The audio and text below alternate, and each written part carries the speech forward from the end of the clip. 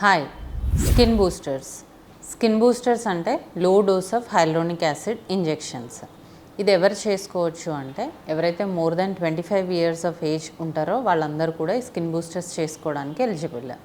Dull dehydrated skin ఉన్నవాళ్ళు, anti ageing కోసము and pigmentation ఉన్నవాళ్ళు, యాక్నీ స్కార్స్ ఉన్నవాళ్ళు ఈ స్కిన్ బూస్టర్ ఇంజెక్షన్స్ అనేవి చేసుకోవచ్చు.